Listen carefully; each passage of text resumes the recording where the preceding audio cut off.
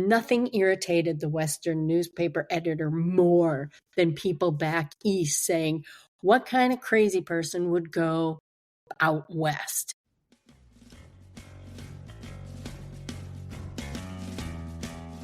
Welcome to Land of Laura, the irreverent yet scholarly podcast about all things Laura Ingalls Wilder. As we've already seen on this podcast, one of the richest topics for Laura Ingalls Wilder scholars to mine is the winter of 1880 to 1881, aka the Long Winter. It's already come up in episode 2 when Barb Bousted talked about her book Wilder Weather. You may also remember that during that episode, she mentioned author Cindy Wilson. Cindy, from Minnesota, is a longtime Laura Ingalls Wilder fan with a lifelong interest in history. Her first book, The Beautiful Snow, was published in 2020 after a fortuitous book club choice led her to start researching the long winter. And once she started, she didn't want to stop. A gold winner of the 2021 Independent Publisher Book Awards and a finalist for the 2020 National Indie Excellence Award, The Beautiful Snow chronicles the winter of 1880 to 1881 through two major lenses: the railroad companies that kept trying to move the trains and the region's newspapers that served as a critical mouthpiece for the townspeople who lived through that horrific winter. Today on Land of Laura, author Cindy Wilson. Welcome to the podcast, Cindy. Shall we start with your origin story? My origin into the Little House books is third grade, like a lot of people. We were escorted into the school library and told to pick out a book. And for whatever reason, I went to that section of the shelves, and it was the cover image on the banks of Plum Creek, Garth Williams' illustration of a barefooted Laura running across the prairie on top of a door, and you could see a woman inside that door. And that picture intrigued me so much that I pulled out the book, checked it out, read it, and have been a reader of the Little House books since. And that kind of piqued the little historian in me that early, because I then wanted to learn more about all of the history surrounding why were these people living on the prairie, what was going on, why, and here we are today. Tell us about the journey to this book, The Beautiful Snow. Well, it came out of my neighborhood book club, had been going through a series of very heavy subjects. And my month was coming up for October. And I thought, let's lighten the mood a little with a YA, a young adult novel, because we had done that before and everybody was good with it. And I picked The Long Winter, not connecting that lightening the mood by picking The Long Winter might not be quite the right thing. But it was October. It was October, and that's what I was thinking. So because it was October and I knew that was the anniversary and what started the winter, I knew these women were going to ask me questions about how Wilder portrayed the winter and if it was as bad as she portrayed it, because you would think, for dramatic purposes, it may have been embellished. So I started doing some research and discovered that there really wasn't a lot out there, and what was there was mostly in county histories recorded around the turn of the 20th century, and there was a lot of hyperbole, that kind of, we all starved to death and then our bodies froze. And then the next spring, we did whatever, not a lot of details. So what I did find were some photos taken in late March of 1881 and early April that showed how much snow was actually there, that she was not exaggerating. And that was enough for the book club ladies. I could show them, it was awful, but it didn't satisfy my own curiosity.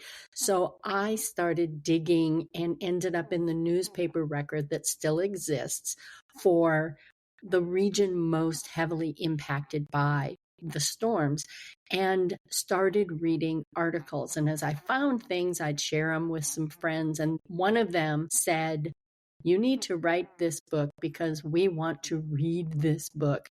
And that's what kicked it off. I have an excuse to do research now. And it culminated in The Beautiful Snow.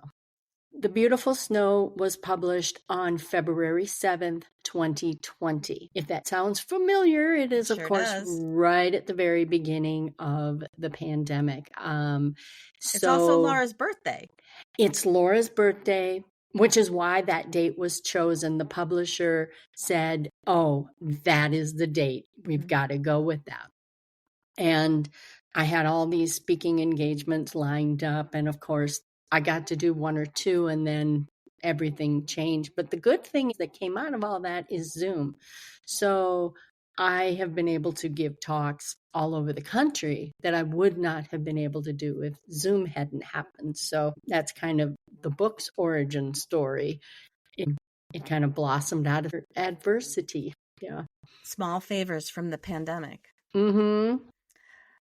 This is your first book, and you had advance praise on that book from William Anderson, from the late Dr. John Miller, from Nancy Kupel, all venerated experts at the top of Little House Research. So congratulations on that. Thank you very much. I still have a letter that Dr. Miller sent me after he read it. He was very, very enthusiastic. And yeah, that was quite the honor. I bet. Yeah. I bet it was. So when I read The Long Winter, and, like most of us, I read it as a child, as a fairly small child. I just read it as the train. Like there was one train that started in New York, went through Chicago, went through Tracy, and came to DeSmet and maybe stopped. Yep. And obviously, I know that that's not the case, but you still can't help feeling how you felt when you first read the book. So what really made me open my eyes to, oh, yes, this, of course, was the reality, was that there were multiple train lines through Minnesota and South Dakota. And your book does a wonderful job of even providing a map of where these lines came from and where these lines originated and where they went and where they had offshoots. So just to make sure I'm clear, because there are a lot of train lines and you know them a heck of a lot better than I do. DeSmet was on the Dakota Central line, correct? Correct. The Dakota Central was a branch under the Chicago and Northwestern. Can you outline what the major railroad lines were and their subsidiaries and how it relates to DeSmet? Sure. The Chicago and Northwestern is the most immediate line that we worry about with the Ingalls, because it went from, obviously Chicago was the rail hub at that time, and they had little branch lines all over. And one of them was called the Winona and St. Peter, which began in Winona, Minnesota, went to St. Peter, Minnesota on the Minnesota River. It's the line that created Walnut Grove and Tracy. And then it veered to the northwest and created Marshall, Minnesota and Watertown. And then they stopped. A few years later, the Dakota Central began in Tracy and went west and created Brookings and DeSmet and Huron. That's the line. And when you say a few years later, you're talking about 1879. Yes, it was 1879 when the Dakota Central was formed, and late May, early June is when Charles Ingalls started working for that line, and that's why the Ingalls family end up leaving Minnesota and ending up in Dakota Territory. Got it. And the fact that the Dakota Central branched off of the Winona and St. Peter is an important factor in the long winter, because the Dakota Central then had a dependency on the Winona and St. Peter. Goods had to be able to travel on the Winona and St. Peter to get to Tracy before they could get to DeSmet. And what happened is the snow was so frequent and so heavy, and the storms came with such frequency that the railroad people just could not keep the snow off the tracks. And the problem were the cuts. So I'm glad you said that, because that's been one of the things that I've wondered about the most as far as the long winter is concerned, with all that talk about the Tracy cut. What exactly is a cut? I talk to people who will tell me, until I read your book, I hadn't really thought about what a cut was. And that's a common thing is you read the book as a child and even an adult and you see Tracy cut. It just passes right by. You don't really stop to think about what a cut is. Basically, a cut is simply where a hill existed and you don't want to put the tracks up the hill and down the hill. So you cut a trench through that hill so that the tracks can go at a relatively easy grade for the locomotives. Great idea, but during construction, the goal is to get as far west as fast as possible. So these cuts were usually made as narrow as needed for a train pulling a bunch of cars to go through. Great for construction. The problem with that, though, is when a cut is very narrow, snow would blow into the cut and then it couldn't blow out. It would just swirl around and then settle and then compact on top of the rails into this icy, terrible mixture that by the end of the hard winter, they were trying to chip out with ice picks, and in some places simply had to wait for the sun to melt it. And at the Tracy cut, it was just becoming impossible to get that icy mixture out of the cut so that a train could move on the rails. However, the Tracy cut wasn't the real problem that winter. The real problem was about 50 miles further east at Sleepy Eye, Minnesota, on the Winona and St. Peter. Which is east of Walnut Road, correct? Yep, it's about 50 miles to the east of Tracy, so 40 some east of Walnut Grove.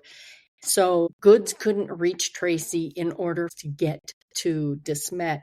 There is a funny skit, if anybody's seen it, from a couple of years ago, Bowen Yang on Saturday Night Live, and he's the iceberg from the Titanic, because you'll hear people say, oh, well, an iceberg hit the Titanic. But his whole shtick was, I'm sorry, I was just sitting there minding my own business when the Titanic hit me. And I kind of feel that the Tracy cut is a little bit like the poor iceberg from the Titanic. It got a lot of notoriety for causing all of the deprivations to the west when the real problem was at Sleepy Eye. Had trains been able to get to Tracy, maybe it could have been a problem. But with trains not being able to reach Tracy, the Tracy cut was kind of irrelevant that winter. But it had a really good literary purpose to it. So for Laura, it had a really good literary purpose. Because the readers knew about Tracy. Because they had gone on that very long train ride from Walnut Grove to Tracy at the beginning of By the Shores of Silver Lake. I'd love to talk with you about your research process. You talk about the importance of newspapers, of local newspapers, in order to find out what was being said by actual residents during the winter. How many different newspapers, roughly, were you able to source? Ooh, I've never actually counted the distinct newspapers, but I'd say maybe 25 to 30, maybe more, because I sat in Pierre at the microfilm machines and St. Paul at the microfilm machines and a handful of county historical societies and gathered up any remaining newspapers that still exist or is on microfilm from a very large swath of land from Deadwood, South Dakota on the west edge, which is in the Black Hills, to Winona on the Mississippi River at the edge of Minnesota, and in some cases, Chicago newspapers, and everywhere in between. So all these tiny little towns. And I sat and I read every single remaining issue for any town that had a newspaper from about September of 1880 into the end of May 1881. By the end of it, I had collected over 3,000 individual articles about the weather, what was going on for the railroads, the food situation, the fuel situation, travel, social activities, what was going on for the newspaper proprietors, because that is a heroic story all in its own. I also collected articles about disease or health, that kind of thing, but that didn't end up included in the book. That was kind of the initial research. Once I decided that I couldn't rely on the county histories because of the hyperbole that had crept in already, it was, how was the winter looking for the people living through it week by week? What were they reading about it? And there's kind of two versions that you can find in the newspapers, because especially Western Minnesota and Eastern Dakota Territory, they're in their early development. So they're trying to lure people out to become new residents of their area. So there were the boosterism articles that were nuts. I'm wondering, what's the difference really between boosterism and plain old marketing, or on the other side, even propaganda? I would say boosterism is like marketing, but from a citizen point of view versus a very savvy program. So a couple of the editors, especially the guy in Watertown, South Dakota, were masters at this. They just shook the trees and waved the banners. A farmer might bring in a giant turnip, and he'd take that turnip and get it on a train to Chicago so that it could be exhibited. Look at what happens when you plant your crops in Dakota Territory along the valley of the Big Sioux. If you come out here, you'll have giant turnips too. And imagine what kind of money that turnip is going to turn into for you.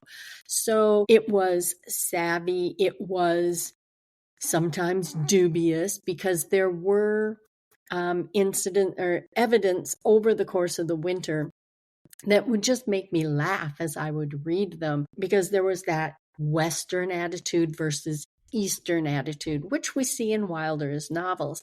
And people would write home to families back east, and the families would share those letters in their local newspapers. And pretty soon it would end up back in the Western newspapers that they're all dying out there. They're freezing to death and starving and awful.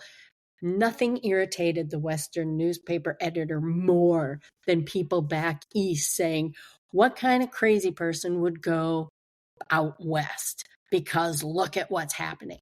And that would stir up the Western editors, who would say ludicrous things like, we've had full turkey dinners every week all winter, so I don't know what those people are talking about. And of course, they weren't. But it became obvious which articles were boosterism, because they were just flowery and this kind of thing. But in the truly local section of the newspaper where the squibs were, and the squibs were those, just a couple words or a short sentence that gave very quick little updates like, oh, the mail came last Friday. So-and-so is sick. So-and-so came into town last week and said that the snow is drifted to the top of the telegraph poles. Those things could be trusted to be much closer to reality, because they were relaying what has been happening in town versus things intended for Eastern eyes, either to lure them in or to counter other messaging. Boosterism was a great combination of all sorts of things, from marketing to tempers to dreams and aspirations. I understand now. Boosterism comes from the inside, as opposed to the government saying, go to Dakota because the land is great, which Yes. That strikes me as a little bit different. Now Yeah, or the railroad company that would do that marketing with their posters and brochures, and they'd send agents to Europe even. And their messaging was pretty much, barely tickle the soil and your crops are just going to pop up. Where the big turnip that actually was grown near Watertown gets sent back to Chicago to be Exhibit A, so that the railroad could then say, look, we told you. And so it's all tangled up with each other. Got it. So I'm sure there were quite a lot of challenges in your research. just the meticulousness of it all occurs to me. But what was the biggest challenge that you faced? Reading microfilmed newspapers. Sitting hour after hour, day after day at a microfilm machine hurts your neck flat out. And the condition of some of them were not good. There might be giant holes, there might be mold, or depending on the age of the microfilm, just scratches and things. So there were some really important words I wanted to see that might be obscured because there was a tear or a water stain.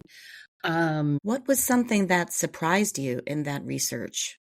I'd say the big revelation of how intently the railroad company continued work to try and clear the tracks all winter long and at great expense and great effort compared to what I had expected to find.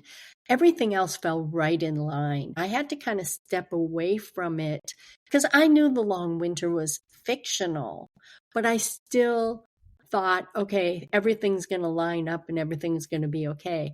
And I actually had to step away for a little bit to recenter my mind, my perspective, because what I was finding about the railroad efforts was so different than how it was portrayed. And that was very interesting to me. And some of the best stories had to do with those efforts because it was full of danger and drama and all the wonderful things. Yeah. What parts did Laura get, quote unquote, right? She got almost everything, quote unquote, right. The weather, the timing of the October storm and the Christmas storm and several others. A lot of the others she wasn't specific as to timing. But through the newspaper record, I was able to take a calendar and say, okay, there was a storm that started on this day in this area, and here is a storm, here is a storm, here is a storm. She may have had a little more snow, a little more early than the reality, but that is absolutely in her purview as a fictional writer. Shortages of fuel actually happened earlier in real life than in the novel, but she's got a great arc of depleting supplies for the fuel, and everybody relying on hay, twisted hay.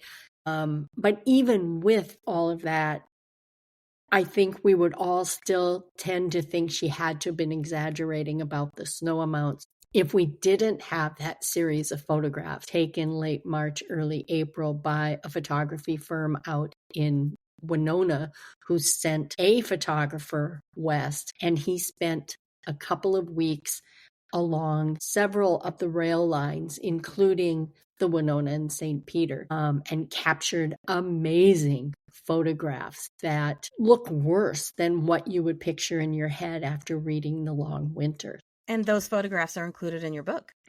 Several of them are. I tried to stay focused on the two lines that directly impacted De Smet. Unless the photo was so good at illustrating what the problem was, then I'd pick one from another line simply because they were so good. You mentioned fuel, and fuel wasn't just coal, as we were familiar with from The Long Winter, or twisted hay, or even wood, which we'd heard about in other books as standard fuel. But one of the things that I thought was just so fascinating in your book is all of the makeshift fuel that people ended up using, not just twisting hay, but cutting up railroad ties and using corn as fuel and ripping up fencing, and people moved in together and tore down the other house that they had been in, and even machinery.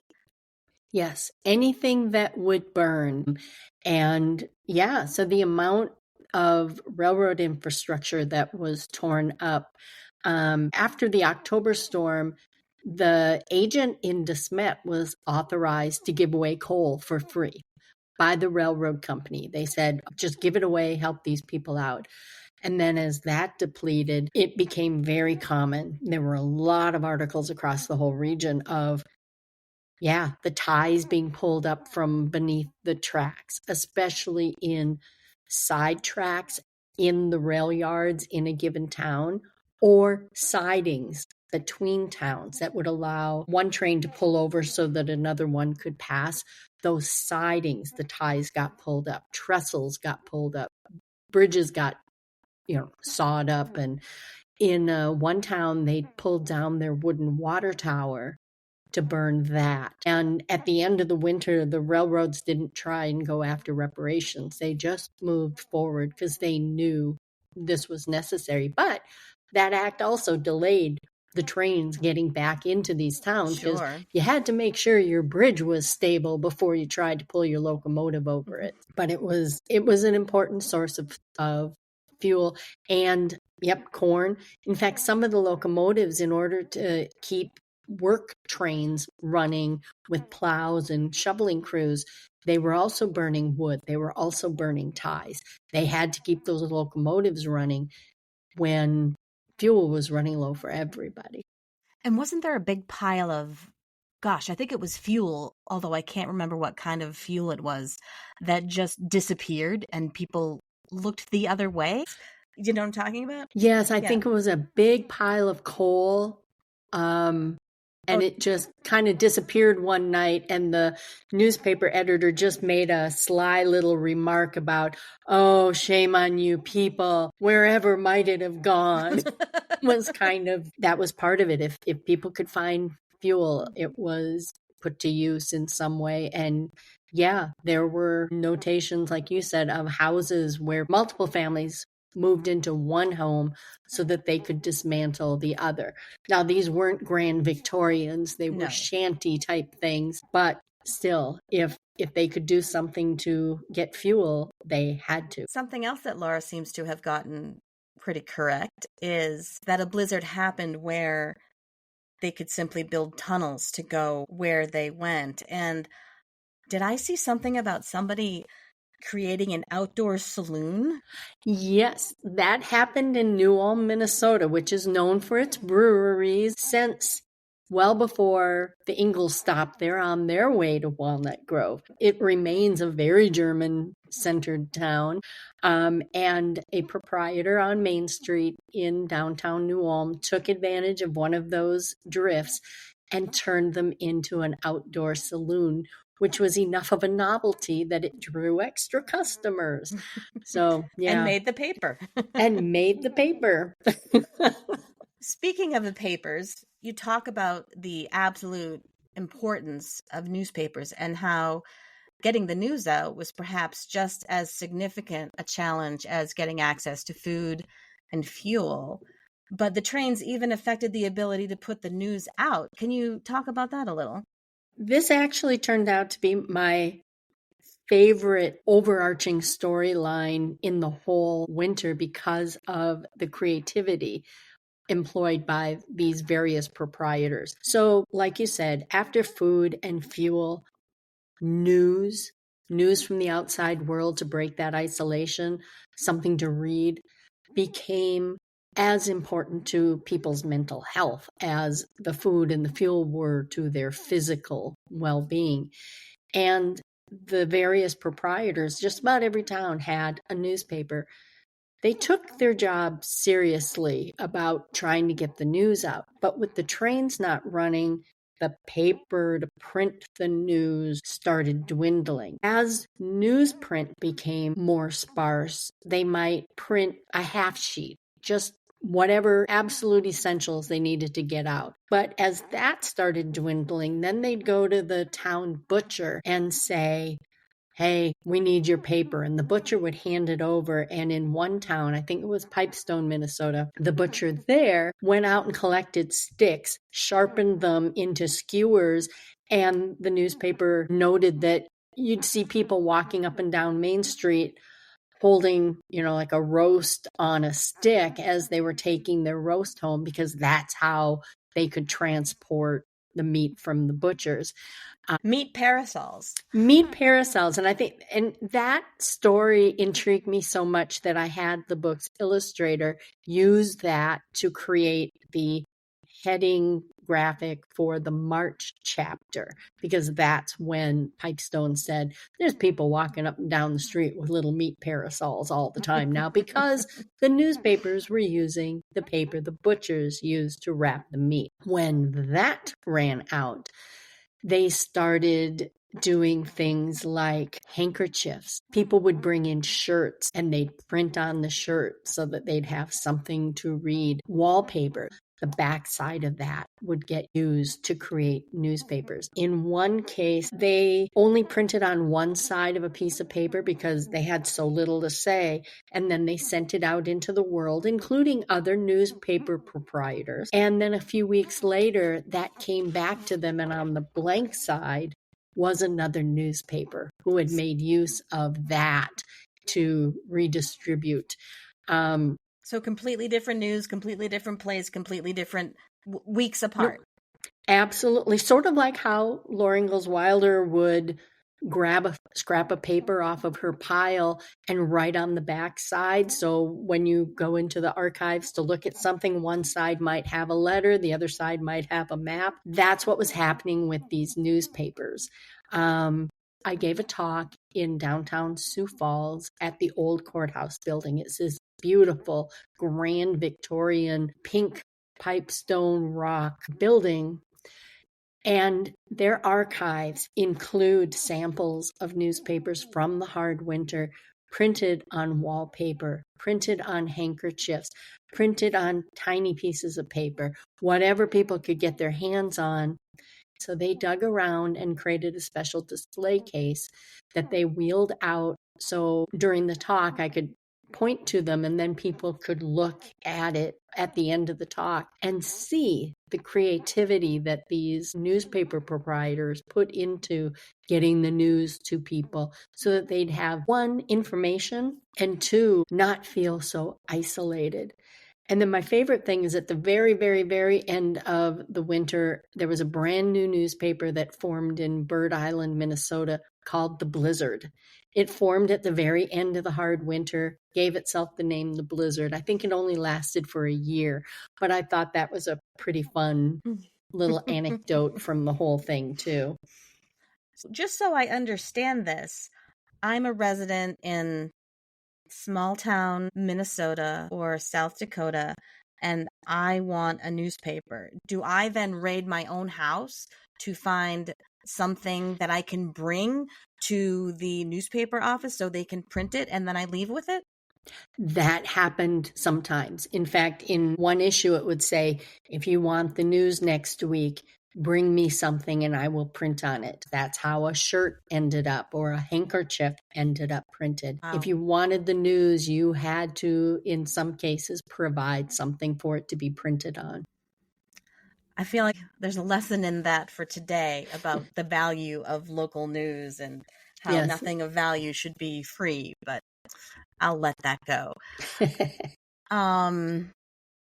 I did want to ask specifically about the De Smet News, because it seems to me that wasn't a newspaper that you were able to find a lot of copies of. As far as anybody knows, there is one page from one edition of the De Smet News from the hard winter. Oh. And I think it might be one that was mentioned by an early resident who had written to the De Smet News on the anniversary of one of the Old Settlers' Days, or maybe an anniversary of the hard winter. And she said, I happen to have a copy of one page of the De Smet News. It was from February 24th, printed on wallpaper. Wow. And that may be the copy that Aubrey Sherwood ended up with, and he would talk about it. And as far as we know, that is the only copy. I am an optimistic person at heart, and a lot of early buildings were insulated with old newspaper copies, and I still hold out hope that at some point, someday, somebody's going to be cleaning out an attic or cleaning out a basement or tearing down a building, and they may find still copies of the De Smet News from the hard winter. They might be in terrible shape, but I still hold that out. So I always, if I'm talking out in that area, I often kind of joke during the question and answer session that if you're going to burn down an old building, please pull down the walls and look inside for newspaper insulation before you do so, just in case. Just in case. We can just only in case. We can only hope that we Yep. uncover something Yep. later But on. that one page that we have lines up very nicely with what the rest of the region was talking about. Food was short, fuel was short, people were communicating with each other. And we do have her account. If we're going to have a place that doesn't have any newspapers left, at least we Yes. have her account to tell us at least her version of what Yep. happened, which seems to be pretty close to Yep. what actually happened. One of the things I love that you go into, which I think was maybe part of the impetus of working on this book, was looking into the story that Pa tells about the superintendent. And I am not going to go into detail because people need to read this in the book, but that must have been quite a find. It was because I was curious. Can we figure out who he was? Because in the novel, of course, the superintendent from the East plays a pretty big role in what happens. And it wasn't that difficult to find the name of the superintendent for both the Dakota Central and the Winona and St. Peter, because both played a role there. But what I discovered is that the superintendents were not from the East. They had to live where the work was happening. That was their job. The superintendent for the Dakota Central, the line that came through De Smet, his name was TJ Nickel, and he was 34 that winter. And his office was Huron. His office was probably the depot in Huron. And he actually shows up in the diary entries of the surveyor who was figuring out where to put that rail line. So he was on the ground involved pre-construction. So he knew this line inside and out. And he got promoted pretty quickly up to that responsible position of being the superintendent, meaning he was in charge of operations on that line down to, is there a missing spike in this particular spot, or has somebody hauled off a whole bunch of ties? Or so it was his job to make sure that the tracks were good for operations, but he wasn't from the East. And then, of course, the superintendent who was in charge of the Winona and St. Peter, his name was Sherburne Sanborn, and he was 46 that winter. And both of these men were well liked. Newspaper, talked of how hard they were working and the efforts they were putting in. Some of the superintendents, the newspapers would say, this man hasn't been home since December because he's had to be up and down the line dealing with this, that, and the other thing.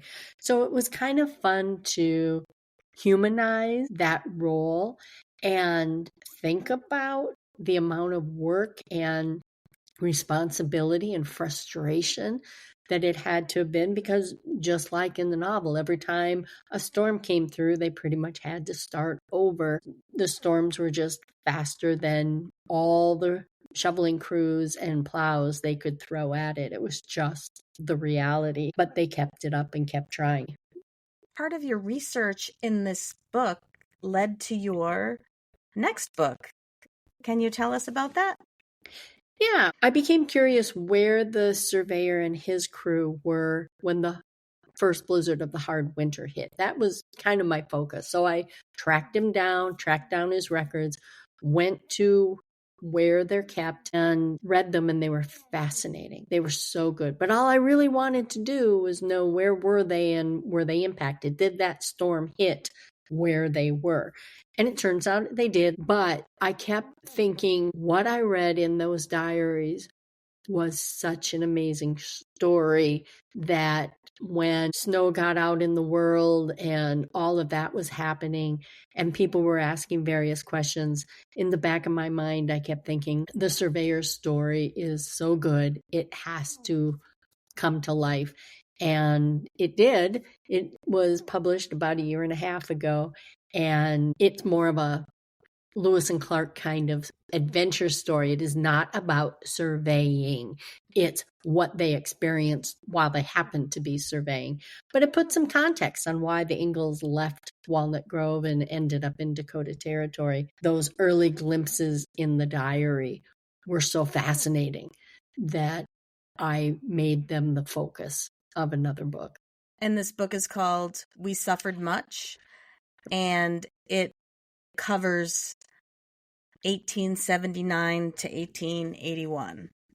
Yep, it covers 1879 to 1881. The surveyor, Charles Wood Irish, was out in the Tracy area, initially prowling around in very early January of 1879. Did some preliminary things, and then the crew were back in March to actually begin the work. So, like the Tracy Cut, it was probably surveyed initially in very late March of 1879 when they were doing their initial work just to the west of Tracy. And then the construction crews began to gather in Tracy late May of 1879. So that gives us a good idea of timing for when Dosha probably showed up to talk to Charles and offer her brother the job working in the construction camp for her husband, who was working for a contractor. So I'm going to ask the obvious question of the Little House fan. When I hear surveyor, I think about the surveyor's house. Is there a documented connection between the surveyor's house that the Ingalls stayed in during the winter of 1879 to 1880 and this Mr. Irish? There is, and it was a very exciting discovery. Late October, there were 2 nights where Charles Wood Irish, the surveyor, and his wife and a railroad officer were in the Silver Lake camp 2 nights. Then for the 2 days, they were out exploring Irish's proposed route between Silver Lake and the James River where Huron came up. That railroad officer was pretty hands-on, and he would come out to wherever they were frequently to look on the ground. What are you looking at? What are the pros and cons? And so there were 2 nights that those 3 people were in the Silver Lake camp with the Ingalls family because they had arrived early September. This was late October. And in Irish's diary, he notes that they stayed at the engineer's house in De Smet, meaning that spot had already been named De Smet by the railroad company as early as October of 1879. And it's usually noted as, well, it was named and platted in early 1880. But that diary entry puts it back several months because he says De Smet. And I like to imagine, we don't know. There's no way to know. But this surveyor, he's very gregarious. He likes to talk to people. Charles Ingalls was gregarious. He liked to talk to people, and he was in charge of the store. So if Irish needed anything, he would have gone into the store. So I think there's a good probability that Irish and Ingalls talked with each other while at the Silver Lake camp, either just as people in the camp or in their official capacities. And in Pioneer Girl, Wilder had made note that whenever the railroad people were at the camp, they tended to eat at the Ingalls place because the food was better than whatever the camp cook was concocting. So that to me makes it also probable that perhaps Laura and Caroline served their meals to them. Wow. And there's no indication in the diary whether Mrs. Irish went out with her husband and the railroad officer on horseback while they were checking out the route. She may have. She was game like that. She liked to do stuff like that. But still, in the evenings, perhaps she visited with the few women in camp, which would have included Caroline. So I think that's a real interesting overlap. And Wilder had also mentioned in Pioneer Girl that there'd been a sick Irish baby at the Silver Lake camp. And I thought, oh, what if Irish wasn't a nationality? What if it was a name? However, in the diaries or letters that they wrote back home to their adult daughters in Iowa, there was never a mention of himself or his wife not feeling well, something he did elaborate on in his diaries and letters. If he wasn't feeling well, everybody knew if they were reading his stuff. And there was no mention at all about not feeling well while they were at the Silver Lake camp. Maybe, but I kind of discount that a little. But it is still interesting that Irish could have been a name and not a nationality. And Wilder was young. She may have mistook some of the bits, maybe it wasn't a baby, but maybe it was. I don't know. But I did try to track that down, and there was no way to tie that together. It sure is fun to think about. I know that you've answered this before, but for our listeners, one last question. Where did the title, The Beautiful Snow, come from? I find everything interesting. And so the initial manuscript had, they say, you threw in the kitchen sink. Well, I had the kitchen sink in the basement and the attic and the garage and a couple of storage units in the early manuscript. And so I sent these manuscripts out into the world and I said, I need you to help me whittle down what's interesting, what's important, what's too much. And several people, when they gave me the feedback, said the title needs to be The Beautiful Snow. And the reason for that is newspaper accounts during the winter simply started calling all that white stuff falling out of the sky the beautiful snow. And it showed up frequently. So I started wondering why. So I started investigating and found a book of poetry that had been published in the early 1870s. And the title poem was called The Beautiful Snow. And it was one of those things that had become ubiquitous in common culture. So everybody just knew the phrase. The initial stanza of the original poem read, "Oh, the snow, the beautiful snow, filling the sky and the earth below, over the housetops, over the street, over the heads of the people you meet." One of the articles that showed up in a regional newspaper, I think it was in like December of 1880, is what cinched the name of the book. And that editor had taken that poem and twisted it a little bit to be very appropriate to the situation. And it was, "Oh, the snow, the beautiful snow, filling the cuts so the trains can't go." And that was just so clever that my editor said, we're pulling that to be the title. And it ended up being used either honestly as, the snow is beautiful, and they'd call it The Beautiful Snow, or very sarcastically.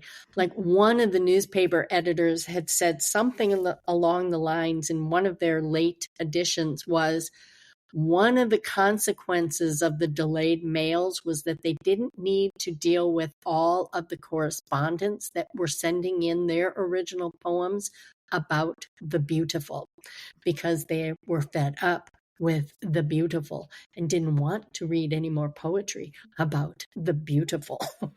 So it was used in lots of different ways. And so they had shortened it to just the beautiful, and everybody knew what they were talking about. Exactly. Yep. Thank you so much for being here today. I have really appreciated talking to you about this book. I love when I read a book and I get to talk to the author about the process and just being able to ask questions. It's one of the joys of doing this podcast. What is the best way for people to obtain the book? The best way would be to look online for any of the home sites, and you can order it through them. That way you're supporting a home site as well. Most of them, I believe, carry the book. So check with them if they have an online system, see if they have it, and you can order it through them. And they also, most of them, I think, also carry We Suffered Much. Or my own website is cindywilson-author.com, and you can order directly from my distributor. Thank you so much, Cindy. I'm so glad you were able to be in the studio today. Thank you. I have had a lot of fun. Thank you for inviting me. Cindy Wilson continues to speak to audiences both in person and online. To catch one of her talks, follow The Beautiful Snow on Facebook. Land of Laura is created and executive produced by me, Sandra Hume. Special thanks to Canadian folk punk band The Dreadnaughts for our theme music, and extra special thanks to all the guests, like Cindy Wilson, who give so generously of their time and their knowledge. Make sure you subscribe to or follow Land of Laura on your favorite podcast channel. You will not want to miss next week's episode, which drops on Thanksgiving. We have a very special guest, author and Laura Ingalls Wilder biographer Pamela Smith Hill. Remember, as Pa says, there's plenty more down cellar in a teacup. And as Ma might have said, it takes all kinds of people to make a little house world.